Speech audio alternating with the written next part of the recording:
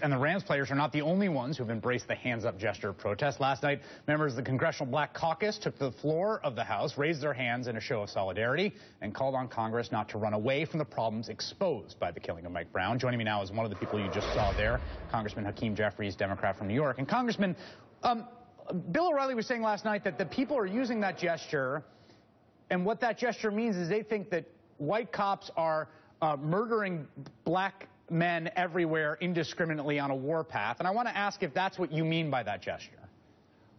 Well, Chris, good evening. And it's not surprising that the conservative entertainment complex would completely misunderstand the point. Hands Up, Don't Shoot is a rallying cry that is being embraced by people all over the country who are fed up with police brutality, fed up with young, unarmed African Americans being killed by police officers all across the United States of America, fed up with the lack of accountability from the judicial system that often fails to properly prosecute and or convict police officers who appear to have engaged in the use of excessive force, and just fed up with racial profiling in the context of the manner in which too many law enforcement officers interact with communities of color. That is why myself and other members of the Congressional Black Caucus felt that it was appropriate to show solidarity, to make it clear to young people all across the country that we hear their voices, we hear their concerns, we appreciate their passion, and we're going to work hard to bring about the change that they want. You've mentioned this sort of lack of accountability, and there's something brewing right in your backyard here in New York City. Eric Garner, of course, who is a Staten Island man who died after being subdued for arrest, appears from the video we have during a chokehold. We're learning that the grand jury, it seems, is going to be reaching some decision possibly Wednesday. What is your feeling about that? Well, the video clearly shows that Eric Garner died as a result of what is an illegal chokehold being employed by an officer. And despite Eric Garner's consistent cries that he could not breathe, the officer continued to chokehold, resulting in the death of Eric Garner. Now, that's not just my conclusion. The medical examiner said that Eric Garner's death was as a result of a homicide perpetuated by the chokehold employed by that officer. So I can't really imagine a circumstance, Chris, where we at least don't get a manslaughter indictment coming out of this grand jury. And certainly for the sake of justice, for the sake of the Garner family, I hope that's going to be the case. And what if they don't?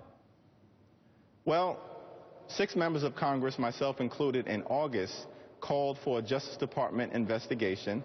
And we're hopeful that the Department of Justice, similar to what they have done in the Ferguson, Missouri case, will step into the breach and pursue justice, commence an investigation of the violation of Eric Garner's civil rights, which I believe the video clearly showed, and move forward potentially with a grand jury investigation and indictment and hopefully a trial. One of the issues that has come out of Ferguson, and it's sort of ancillary a bit to what happened to Mike Brown, but what was present is the kind of militarization of police. There's been a lot of cries to demilitarize police. Much of that has happened due to a program in which essentially surplus military equipment is passed through to local police departments. That's been true in the case in St. Louis County. There was a vote in June on an amendment that would have stopped that practice, and you did not vote for that amendment. You voted that amendment down. Do you regret that vote now?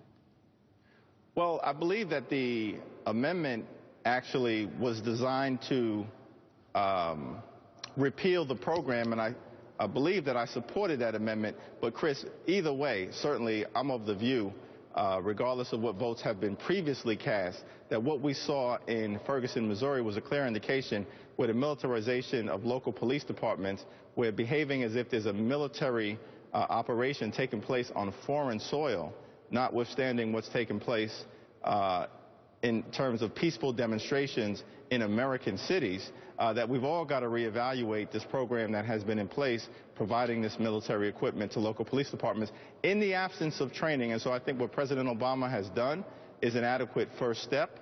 But I think that we here in the Congress have got to take a real close look at this program and whether it should be modified substantially or potentially discontinued. Congressman Hakeem Jeffries, always a pleasure. Thank you, sir. Thank you.